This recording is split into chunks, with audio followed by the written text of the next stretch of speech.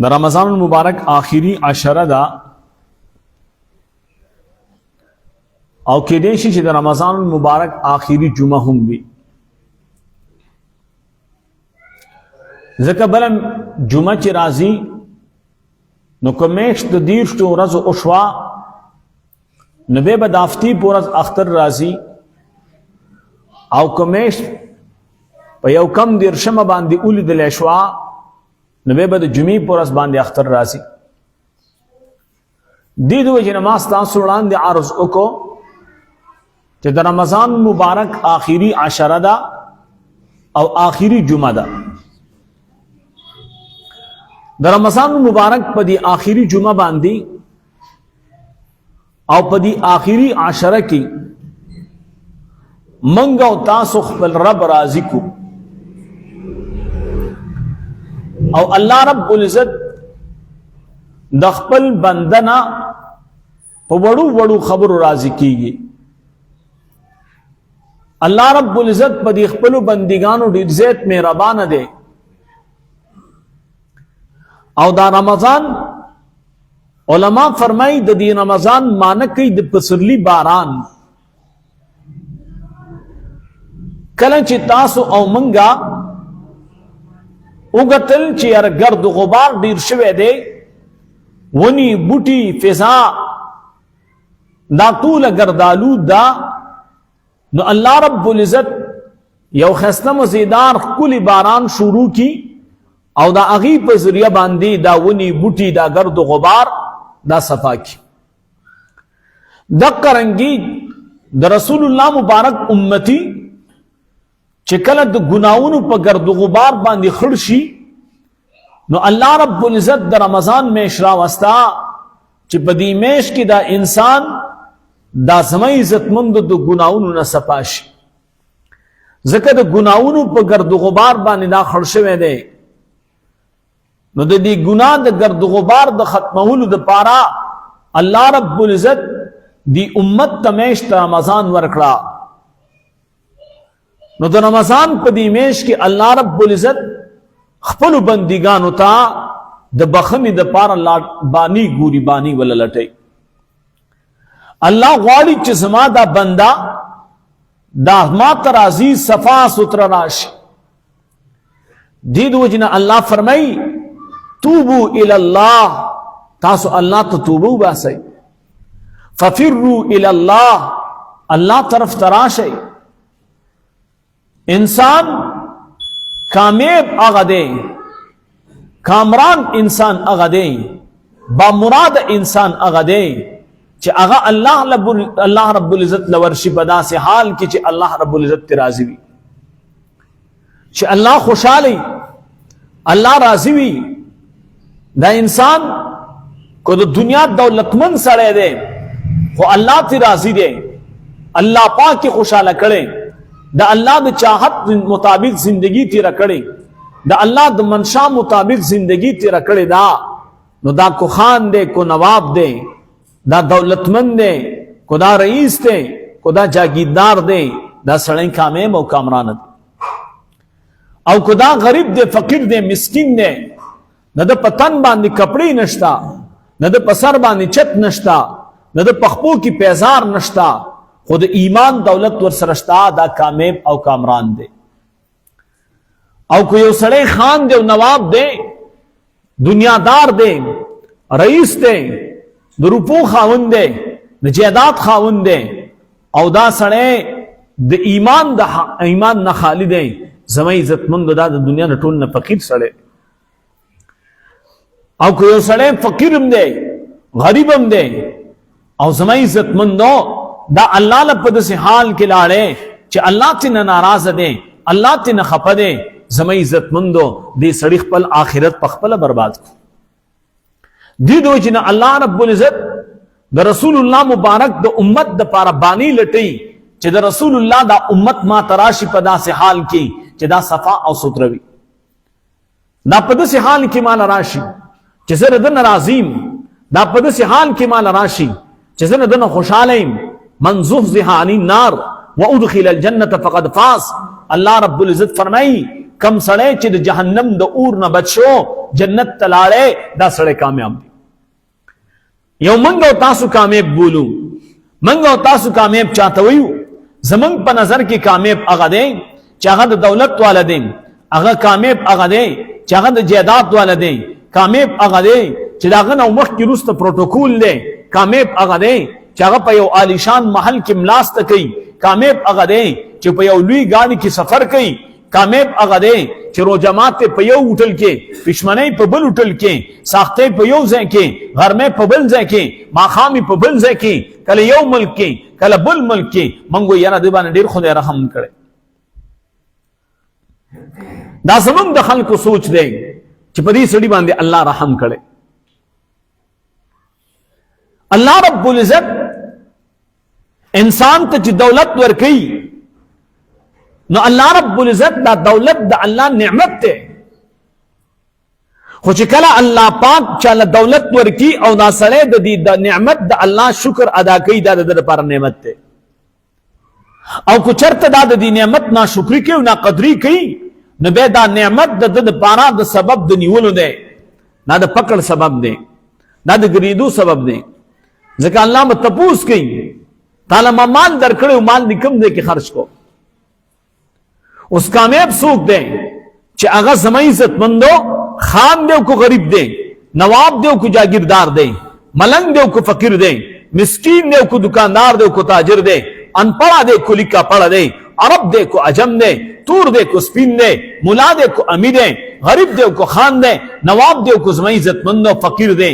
خو چې ایمان ورسره شته الله تی راضی دی دا سړی کامیاب دی. دا د جهنم نه بچ شو جنت تلاړې بس دا سړی کامیاب دی. دې د وجنا د الله نبی فرمای د رمضان مبارک لومبنۍ عشره دا د رحمت والا عشره ده.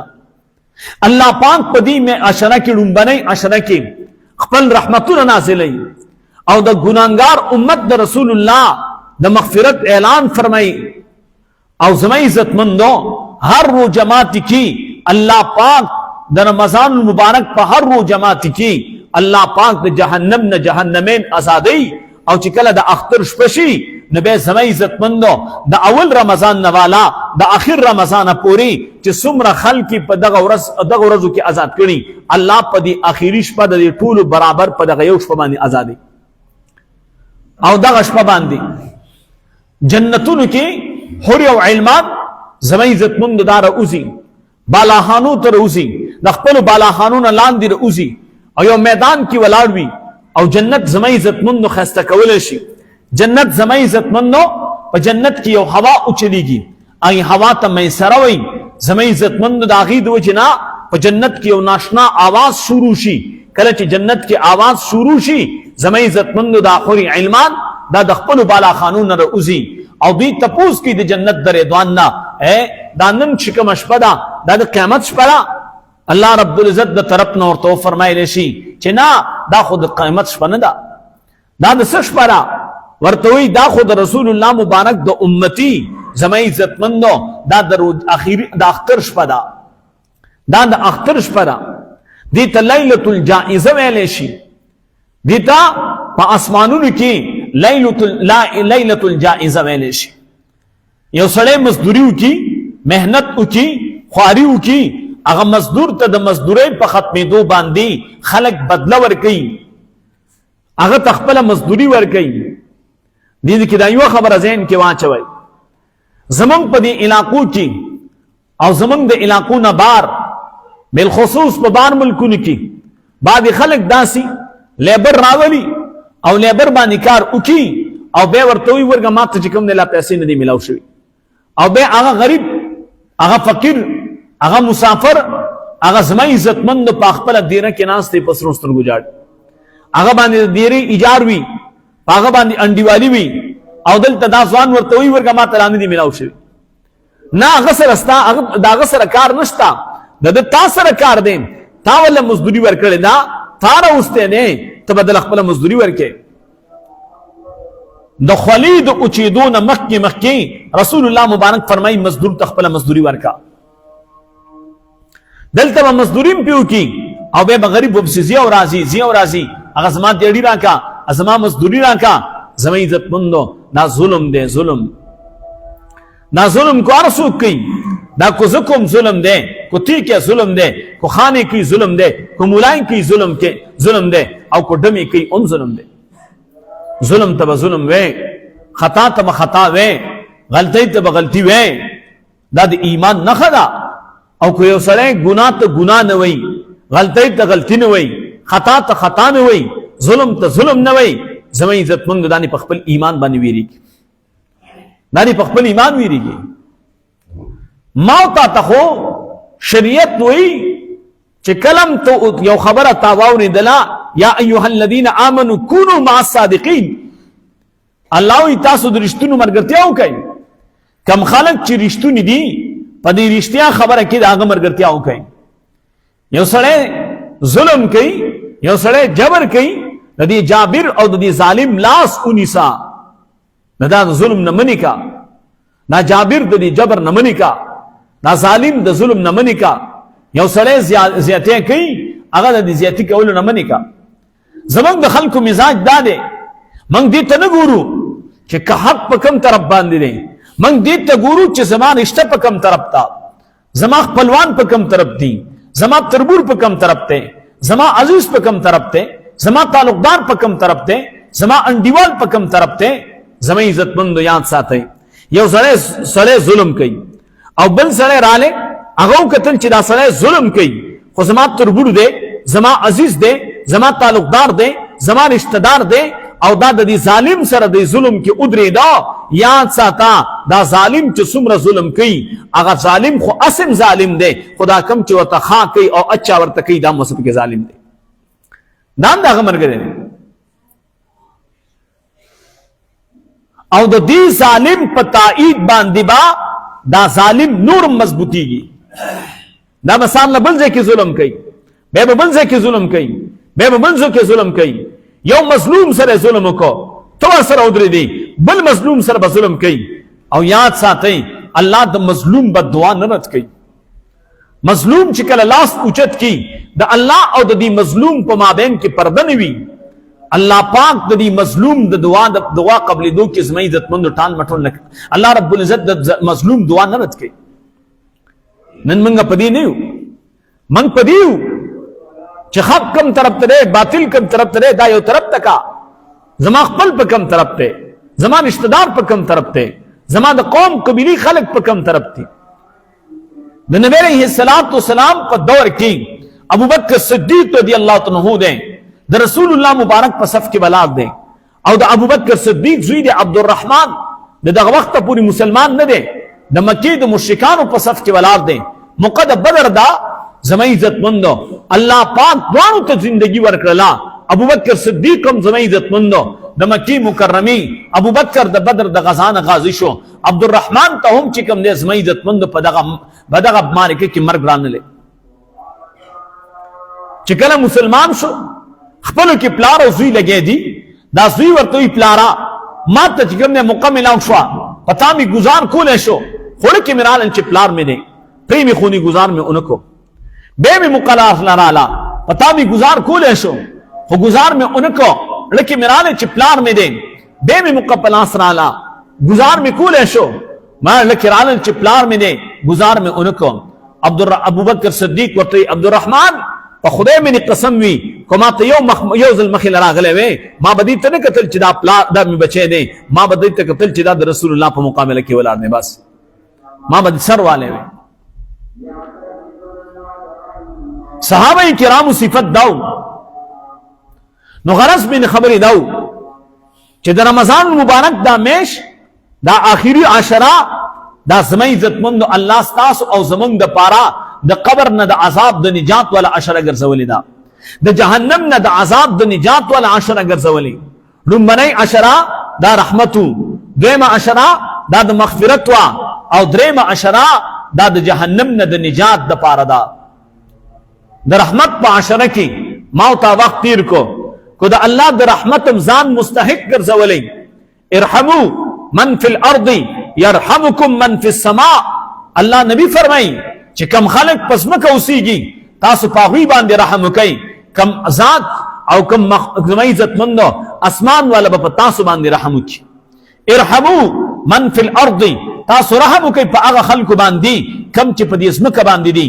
يرحمكم من فی السماء، په تاسو باندې به هغه رحم وکي چې په اسمان کې. په تاسو به هغه رحم وکي چې په اسمان کې دی. اسمان والا به په تاسو باندې رحم وکي. اوس رحم څه ته ویل کېږي؟ زما عزت مندو ما ته یو مظلوم سیکو، دا هغه مظلوم سره په دې مظلومیت کې ودرېدل، دا هغه خیال ساتل، دا هغه مدد کول، په لاس سره خیال ساتل، په لاس سره مدد کول، په جبه سره مدد کول، د مال او دولت په ذریعہ مدد کول، د کور نه یو کاسه ترکاری دی ولېګلا، دا مدد ته، دا زما عزت مندو دا رحم دی. او دویم نمبر کو چرته منګ او تاسو پړون بنئ عشره کې ځان د رحمت مستحق ګرځولو. د نبی علیہ السلام فرمای څوک چې په ما یو ځل درود شریف وایي الله پاک پاغه باندې لس رحمت نازلې. نو کومنګ او تاسو درغه اوله عشره کې ځان د الله د رحمت مستحق ګرځولو، خو ما ته لپاره مبارکباد دی. او کنا پښمنه می وکړو او بیره باندې راغر کوا او ډوړی می وخوړله، سترګې را باندې پټې وي او بس جمعه ترالما استاد تمل مخکې کېږه چې به ځان فارغو او ځان اوسګارو او خوب ته چې کوم نه ځان رسو. استاد سره دې خدای خو کی یا نصار اذان وشي او یا به سب جوړوي، سپې جوړ کو الله اکبر مونږ وکړې شو، زما عزت مندو لاړل 15 منټه بعد د جمعه دروازه بند شوله. الیک سو شو خوب لاړې سټه برا پاسي، والله ماسپخین منزله برا پاسي، ماسپخین مونږ شو به سو شو لکه لاړې ود شو سټه برا پاسي، مازیګر منزله برا پاسي. دا هغه چې خلک دی چې ماسپخین مونږ لرا پاسي، مازیګر مونږ لرا پاسي، دا خلک دی. او چې سار ودشي پښمنی کې نصار منظم لاړې، د ماسپخین منظم لاړې، د مازیګر منظم لاړې، ما خام چې کوم د زمې عزت مند خلکو خو پاسه لکه روزنه او جماعت نه کې زمونږ روزي نن دادي ډیسپوزیبل روزي ته مونږ جوړې کړې، ډیسپوزیبل زمونږ روزي هم ډیسپوزیبل دي. په دې روزو به مونږ الله خوشاله، دا روزي به الله ته مخکې کو چې نه په خپل عبادت کوما، نه د غریب خیال ساتما، نه د یو مسکین خیال ساتما، نه د یو کونډ خیال ساتما، نه د یو یتیم خیال ساتما، نه د یو مزدور دیړی مال خیال ساتما. او ما روزي نیولې دي سار سم لاستما روزمات کی را پاسې دما او چې مون روزه می ما تکړلا بار تو وته منسوار می واچول او به می چټو والا او به داغې نه بعد چې کوم دی لاړما د تراو په ټیم کې الکه غزه کې چې کوم کرکټ میشته، الته د فوټبال میشته، الته د لډو میشته، الته تکی راوتی دي، الته جوس راوتی دي او الته چې کوم نه اوټل دي هغه کې سری کړی دي. زما عزت مند زمنګ د مسلمان روزه دادا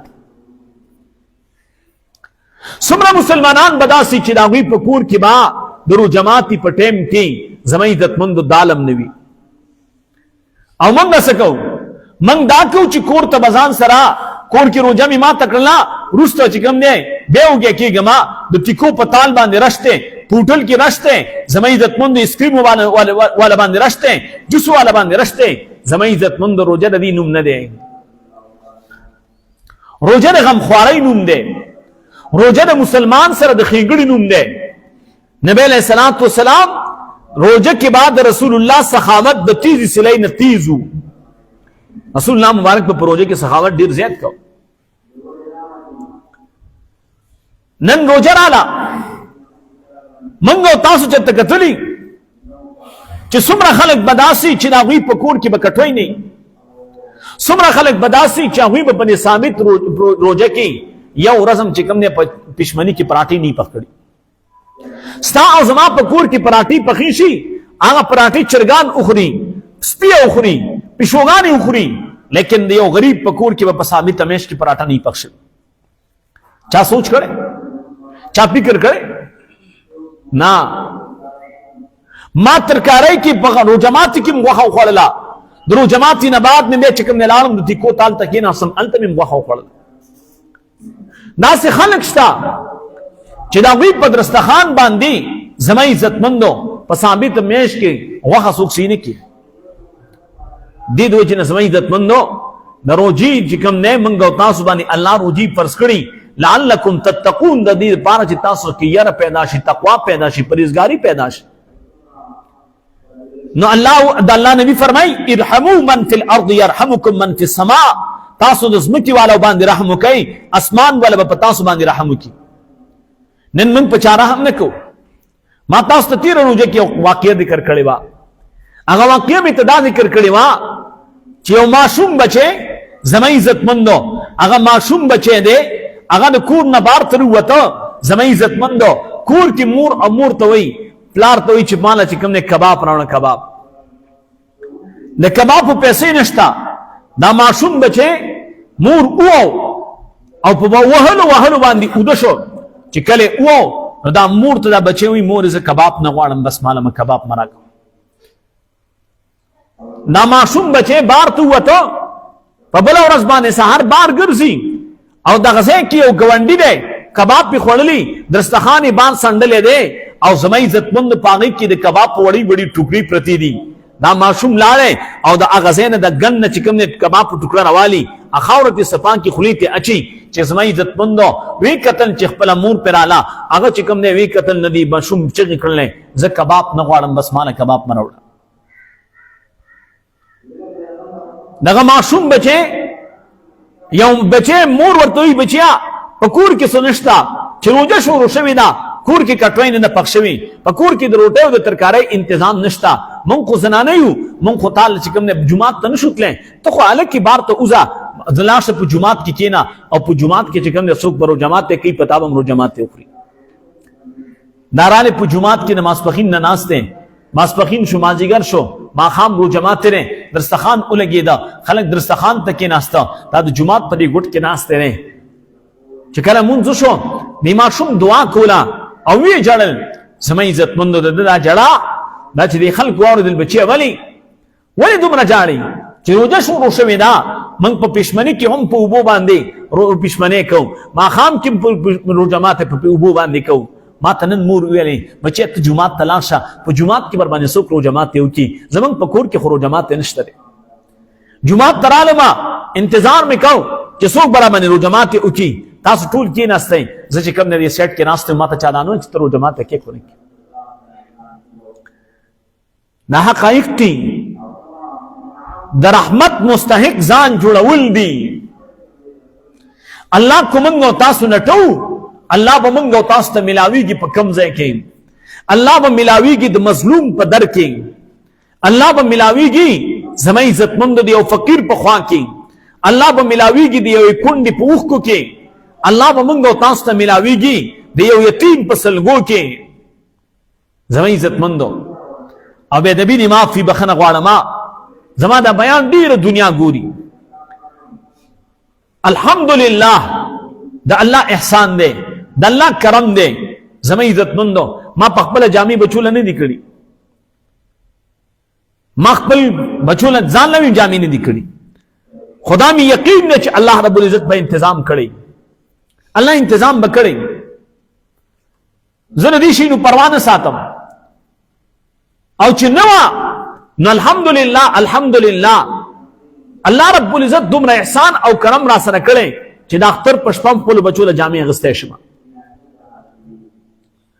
دا نو ته نه یم چې ځان خبره کومه، خو ستاسو او زمونږ ورعال چې موږ خبره کوو په دې علاقه کې خبره وکړو، د مساجدو د ائمو خبره وکړو، د مدرسې د استادانو خبره وکړو، د قرآن د طالبانو خبره وکړو. څومره زمونږ او ستاسو په دې علاقه کې علما دي، دا سپین روبي علما چې د دغې علماو نه به خپلو بچو تمه کړي چې موږ له به جامې اخلي. ستا او زما په تنخوا کې هغه بچو له جامې نشي اخیستلی، هغه پلار له جامې نشي اخیستلی، هغه مور له جامې نشي اخیستلی، هغه بیبي له جامې نشي اخیستلی، هغه بچو له پیزاب نشي اخیستلی، هغه ځان له جامې پیزاب نشي اخیستلی.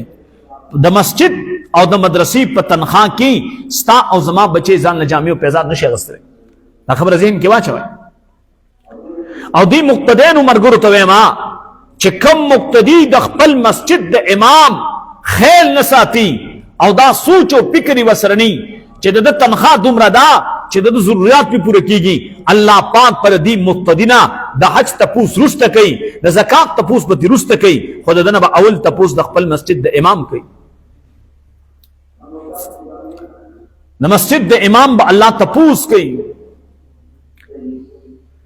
دې د وجنا چې زما دا خبرې کوم مرګري اوري، ما ته د ورځې بلا شه ټلیفونونه راځي د مختلفو ملکونو نه خلک کالونه وکړي، راته وایي مولوي صاحب سرسایه رور له ورکولی شم، زه برته حقه مسله بیانوم، او چې رور دی غریب دی فقیر دی مسکین دی جیداد یې نشته سونه چاندي ورسره نشته، بلکل رور له سرسایه ورکولی شي، خور له ورکولی شي، او بلکل ورکولی شي چې خور دی غریبه ده او هغې سره سونه نشته جیداد یې نشته مال دولت ورسره نشته، بلکل یې ورکولی شي. رشتہ دارو کې غریب دی ورکولی شي. زه تا نه مسله نه پټوم، خو یو تپوس د تا نه کومه، په دې ثابت کال کې تا ته خور نه ده یاده، په دې ثابت کال کې تا ته رور نه دی یاد، په دې ثابته 12 میاشتو کې تا نه رور ایر دی، رشتہ دار درنه ایر دی، خپل خپلوان درنه ایر دی. دا یو میاشت یو ورځ داسې وي چې په دې کې خلک د مسجد د امام زما عزتمندو خیال وساتي. نو موږ ته وایي یاره استاد جي په خور باندې کېږي او کېږي، ولې نه کېږي؟ زه مسله نه پټوم، په رور باندې کېږي چې غریبي بلکل کېږي. خو تا نه دا تپوس کومه ولې تا ته دا پته نه لګي چې دا سرسایه عام طور باندې خلک د خپل مسجد امام له ورکوي. دا عام طور خلک د خپل کلي د جماعت امام له ورکوي. تا ته د خپل مسجد د امام تنخواه معلومه ده، ستا اوښی دی ستا رور دی، دا به بازار ته لاړ شي، دا به د میاشتې چې ډېړي وکړي 4 چوټۍ نتي وباسه، نو کم از کم دا د میاشتې 25,000 روپۍ په دیاړۍ کې پیدا کولی شي.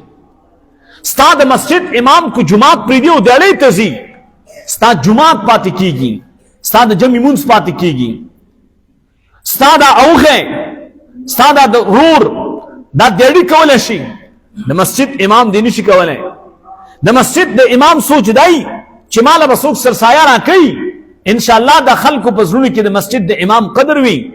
هغه چې کوم دی بچو له په قرضو جامې اخیستي، هغه مور له په قرضو جوړه اخیستي چې زما مقتدین به په ما مهربانه دي ماله به سره کي، ته ما پسې ټلیفون کې استاد جي په رور باندې کېږي او کېږي، زه مسله نه پټوم. خو راته ووایه چې ته د اختر په ورځ جومات ته رادن نه شي او داسې نیغ کېناستې، ستا دا استاد سره خوا کې دلته سړی ناست دی، زمونږ په دې جومات کې هم ناست دی، او هغه ویل لکه سرسایه چاته پاتې ده، زه ستا د کور افراد پیژنم، ستا بچي زما شاګردان دي، ستا د کور نارینه هم راته معلوم دي، ستا د کور زنانه هم راته معلوم دي، ستا غریبه خور هم راته معلومه ده، ستا غریب رور هم راته معلوم دی. اوس مې اعلان وکړه لکه دلته د 3 لک روپو غوا ده په 1.5 لک روپۍ میلاویږي، قسم دی دا غریبانان به ټول لاکو چې وي موږ لی راکړه. اوس په 10 منټه کې به د غریب د کور نه 1.5 لک روپۍ راځي. دا ستا غریب رور هم ماته معلوم دی، دا ستا غریبه خور هم ماته معلومه ده، خفه کېږه ما. دغې غریبه خور په هسپتال کې پرته وه، تا د زکات او د خیرات نه علاوه بل سره نه چې تا د هغې سره احسان کړی.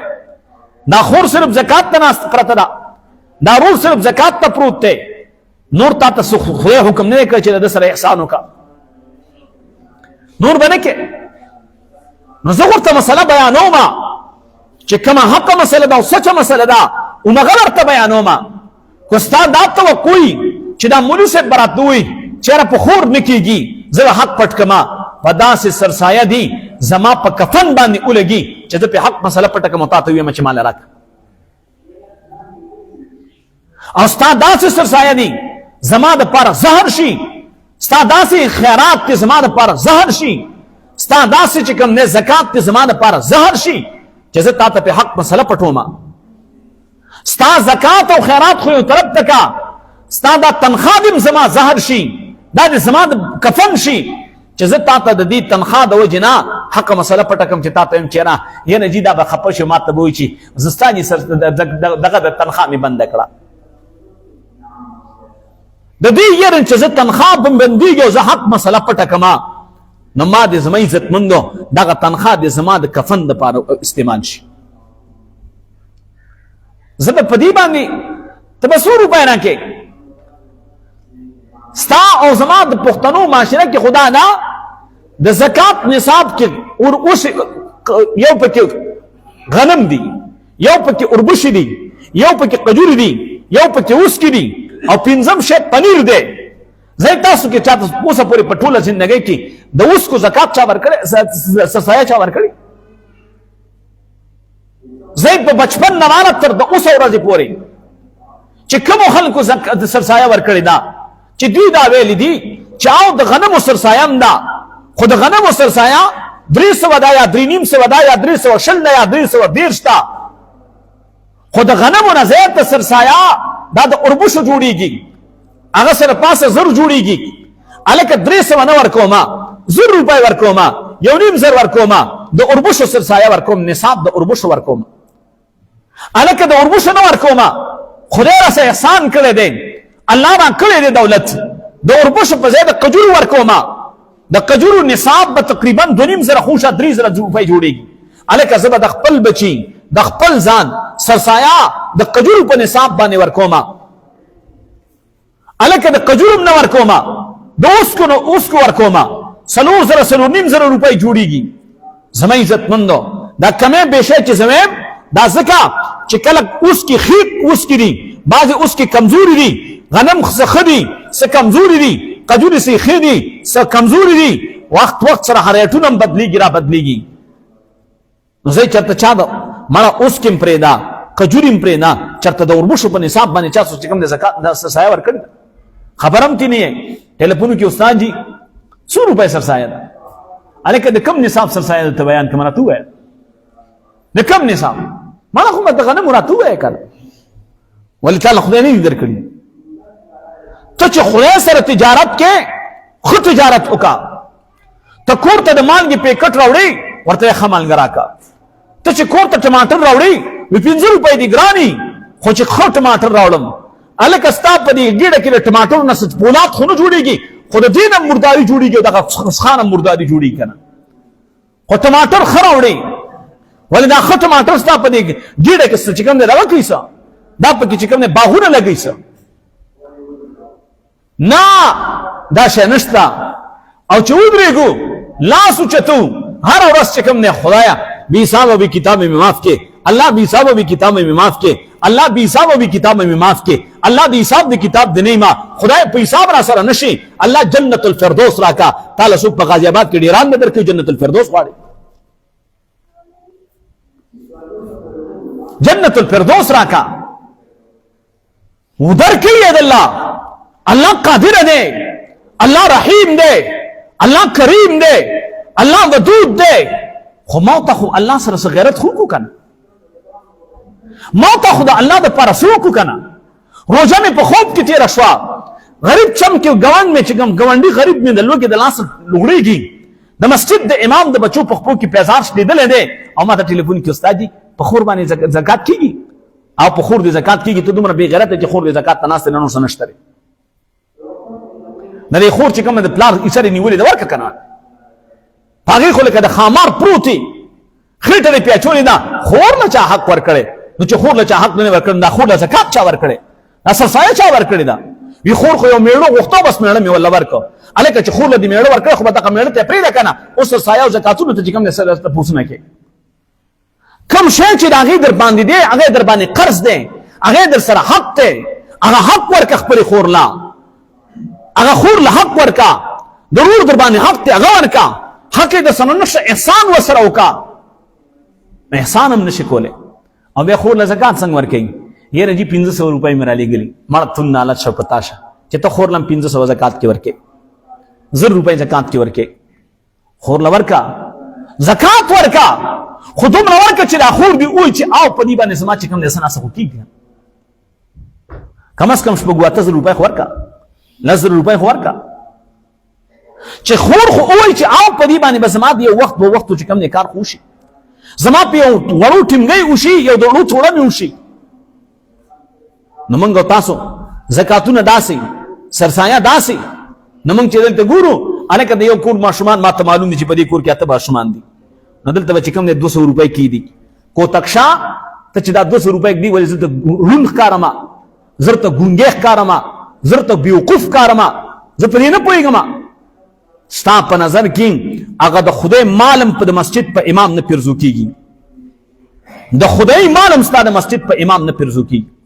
ستا د دغه مسجد امام هغه به بچی په کور کې په خپو کې پیزار نه وي، دا چې کور ته لاړ شي او د خپل بچی مخې ته ودرېږي، بلاله زما د خپو دا پیزار ته وګوره دا شلېدلی دی، دا پیزار مې شلېدلی دی، دا د خپل بچي نه مخ واړوي، ځان ناجام کې واچي.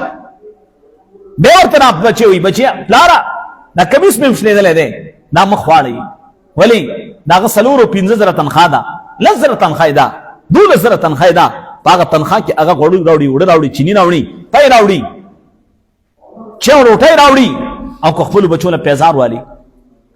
ثابت کال د مسجد امام دا په دې سوچ او فکر کې دی چې دا د مقتدي د باندې د الله د طرف نه چې کوم حق دی دا حق په چاله ورکوي. مړه ما ته به د سړیتوب په نظر ګوري، راته وایي چې د خدای دا حق ته تی والا بل چاله ورکوم تی والا. نو موږ ته چې راسوک ټلیفون کي نو د هغه ذهن کې دی چې دا ملا صاحب به راته ووایي چې نه ګوره بل چاله ورنه کې د جومات امام لی ورکه. موږ ته خلک د زکات باره کې وایي لکه استاد جي نا زکات چې کوم نه موږ چاله ورکولی شو.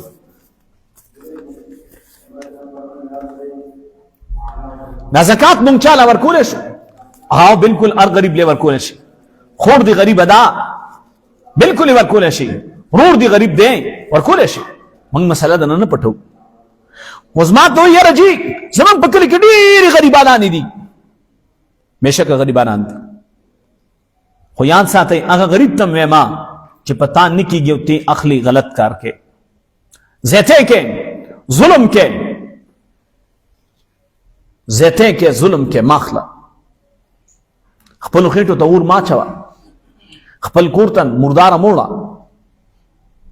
غریب له ورکولی شي.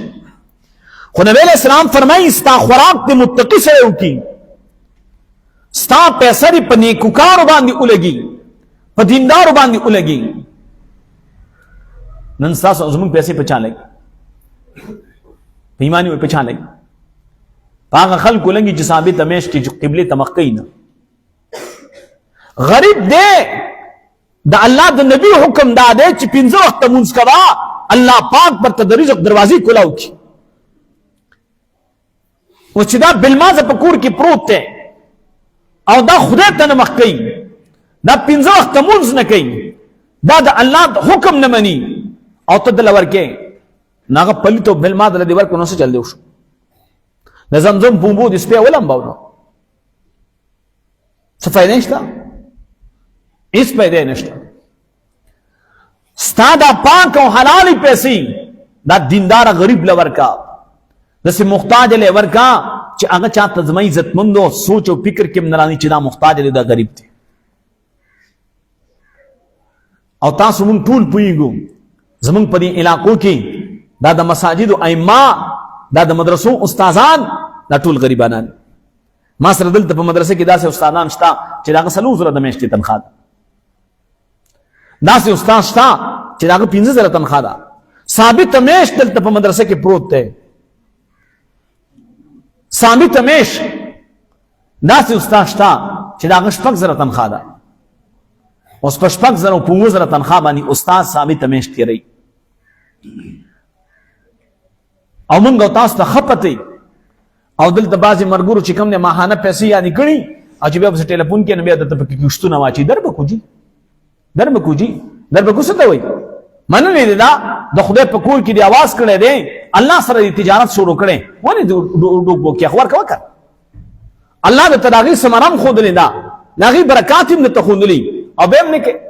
او بل وضو یاره بس کار مې ولاړ دی، کار روزګار خراب دی، والله غریبي ده، قرضدارې ما قرضداره کېږي به نه. الله رب العزت دې نه چې ستا او زما د الله سره کوم تجارت کړی دی، وعده هم کړې ده، نه هغه وعدې مخالفت کو دې د وجې نه زما عزتمندو. الحمدلله الحمدلله دا زه چې تاسو ته کومې خبرې کوم په رب کعبې مې قسم وي دا صرف د دې دپاره کومه چې زما دا خبرې څوک مسجد امام د هغې یو مقتدي واوري او د خپل کلي د مسجد د امام سره احسان او ښېګړه وکړي. عبدالولی امیر صاحب 50 روپۍ راکړي، وای دا چې کوم دی یو مرګري را لېږلي او د دوی رشتہ دار دی محمد علي حاجي صاحب، هغه خپل مورکۍ د پاره د ایصال ثواب پنید باندې مدرسې د پاره لېږلي. الله دې قبول کړي، الله دې ولا بدلی په دنیا آخرت ورکړي. استاد نو مرګرو خدمت کې مې درخواست دی دا مو چې ګینیرا مونږه دا د مسجد امام ته خپکیږي هم د پس لکم په دې سینه کې چې لا کم سره د غوښې دی دا دردیږي هم د په کور کې خزم وي د په کور کې بچیم وي. الله نبی فرمای ارحمو من فی الارض يرحمکم من فی السماء، تاسو د ځمکې والا باندې رحم وکئ، اسمان والا به تاسو باندې رحم وکړي. نو د رحمت عشره لومبنۍ تېره شوې ده. درېیمه عشره د مغفرت ته، د مغفرت عشره هم رانتلې ده. دا درېیمه عشره د جهنم نه د نجات والا ده. او په دې درېیمه عشره کې یو شپه ده، دغې شپې ته د لیلة القدر شپه وایي. دا شپه 21مه 23مه 25مه 28مه 29مه په دې شپو کې رسول الله مبارک وی تلاش کړي.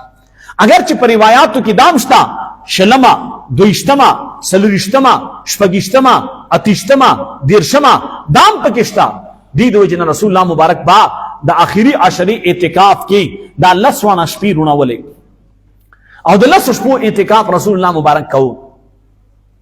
او بیا علما فرمایي چې په دې 10 شپو کې کو تاک اخلي کو جفت اخلي، په دې کې یو شپه خامخا د لیلة القدر ده.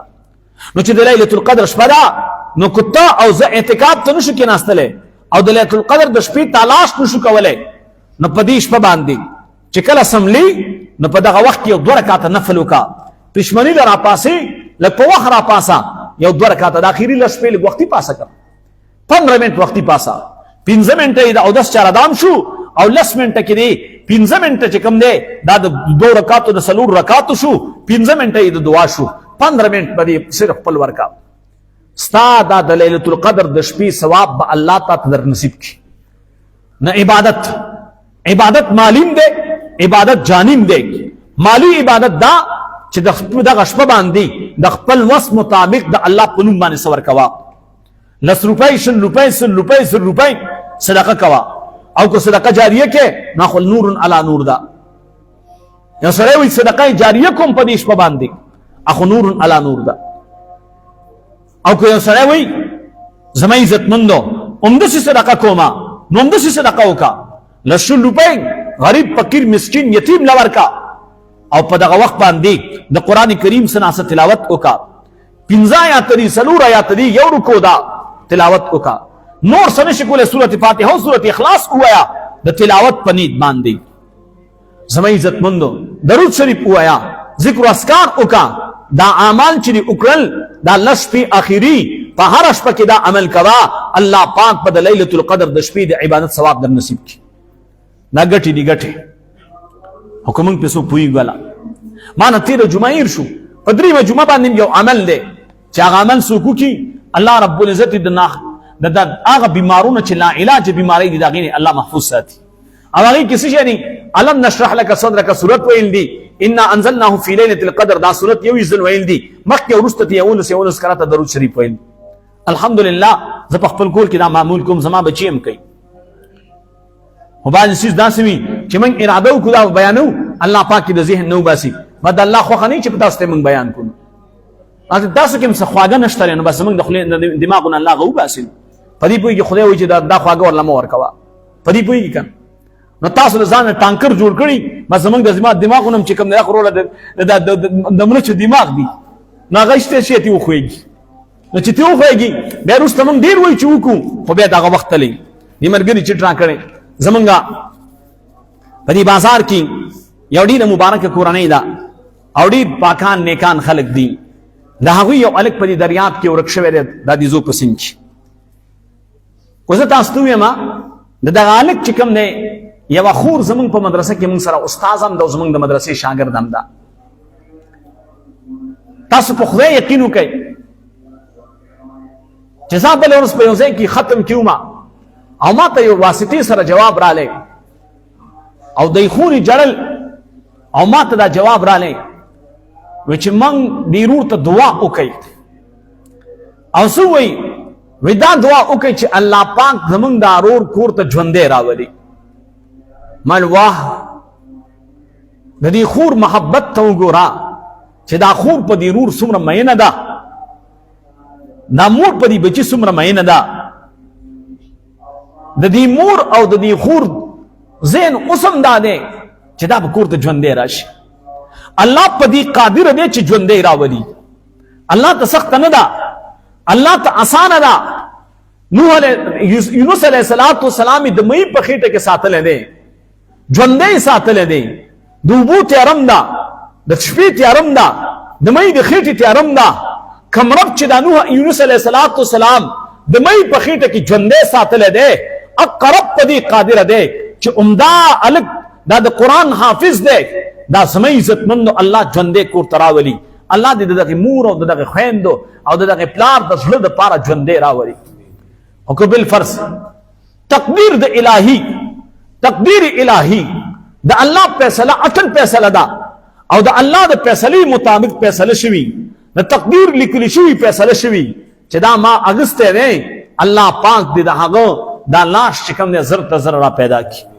او تاسو ته یو وظیفه ښیم، دا ټول ملګري شروع کوي په دې نیټ شروع کوي چې الله رب العزت دغه الک دغه نوجوان دا زر تر زر را پیدا کړي. دی کوات کې یو واقعه وشوه، د یو مدرسې طالبان په کشتۍ کې ناست دي. دا طالبان هم کله کله مستی کوي، نو دی کشتۍ کې ناست دي، هغه کشتۍ واوښتله. ډېر زیات طالبان په هغه کشتۍ کې ډیم دی، هلته هغه ډیم کې ډوب شو. هغه طالبان نه پیدا کېدل. مختار الامه د شیخ زکریا رحمت الله علیه خلیفہ سید مختار الدین شاه صاحب رحمت الله علیه د کربوغی شریف والا اوس وفات شوه، د دنیا نه رحلت او فرمایو. هغه مختار الامه هغه رااله، هغه ډیم خوا کې ودرېدو، یو څو واعظ او د نصیحت جملې او فرمایلې او به ویلې وزارت وظیفه خیم دا شروع کړي. هغه وظیفه دا وا یا الله یا معید یا سلام، یا الله یا معید یا سلام. زموږ عزتمند هغه مدرسې ته تلم چې کومه مدرسه کې دا واقعه شوی وه، د کومې مدرسې طالبانو سره چې دا واقعه راغلی وه، هغه مدرسې پروګرامونه لزما. نو هغه مدرسې محتمم صاحب ما ته ویلي چې کله دا وظیفه موږ شروع کړله، حضرت دعا وکړله او دا وظیفه هم شروع کړله، بس زموږ د مدرسې طالبان چې کوم دی راښکارېدل شروع شو. او چې ګنټۍ ونیمه تېرېدله، 2 ګنټې تېرېدلې، هغه طالبان چې کوم دی الله رب العزت ټول راویستل. نو دا وظیفه هر اوریدونکی هر یو کس ته دا وایي. زموږ عزتمندو دا وظیفه ما هغوی ته ښودلې ده، خو کېدای شي بعضې اوقاتو کې د سړي ذهن باندې بوج ډېر وي، دا وظیفه د هغوی د ذهن نه وتي. یا ککړي کله کله د یقین کمزوري وي، کله کله د انسان د عمل کمزوري وي، کله به زما د خولې اخلاص کې کمزوري وي. خو زموږ عزتمندو د الله دې مبارکو نومونو کې ډېر کمال پروت دی، دې کې ډېر برکت پروت دی. هر هغه کس چې هغه زما د آواز اوري، هغه د میډیا په ذریعه دی دلته نه دا وظیفه دې شروع کړي په دې نیت باندې چې دغه کورنۍ سره الله د احسان معامله وکړي، د عافیت معامله وکړي. الله رب العزت دغه کورنۍ دا غم دا درد دا زموږ عزتمندو ختم کړي او الله د دې په عوض کې ورته بهترین خوشحالۍ راولي. الله راوستی شي. زموږ یو بل ملګری پرون د هغه یو ماشومه بچی بیماره به وفات شوله، خو الحمدلله زه په هغه علاقې کې وم، هغه جنازې د سعادت هغه ما ته میلاو شو. هغه ملګری زموږ ډېر مخلص ملګری دی، زما ډېر ښه دوست دی او زما داسې دی چې دا هغه دغه خبره خلک وایي د رور نه مې زیات دی، ډېر انتهایي محبت کوونکی د علماو قدردان. د هغه بچی وفات شوه، ډېر غمجن و، ډېر دردېدلی و. بېګا ناوخته پورې زه ورسره وم او بیا زه ناوخته کلي ته رالم. د هغه دپاره هم دعا وکړو چې الله رب العزت هغوی ته د هغوی کورنۍ ته صبر ورکړي، الله رب العزت د دغه نعم البدل ورکړي، الله رب العزت موږ او تاسو د عمل کولو توفیق راکړي. بیا دې ملګرو ته وایم دا وظیفه کورونو کې د زنانه شروع کړي، همداسې نارینه شروع کړي. یا الله یا معید یا سلام، یا الله یا معید یا سلام، دا وظیفه شروع شي ان شاء الله العزیز. الله په دې قادر دی چې زر تزر چې کوم دی ملګري الله رب العزت چې کوم دی انتظام وکړي والله را پیدا کړي. الله دې موږ او تاسو له داسې غمونو نه وساتي او الله دې دې ته چې لا کم غم پېښ شوی الله پاک دې دې غم په عوض کې خوشحالۍ ورکړي. د کوم ملګري چې دا پیسې را لېږلي محمد علي حاجي صاحب الله رب العزت دی ولا دا پیسې توخه د آخرت د والدین د پاره وګرځي او دا کوم مرګرو چې سیکړي الله پاک دې د دوی د پاره د غیرت سبب وګرځي. امین وای.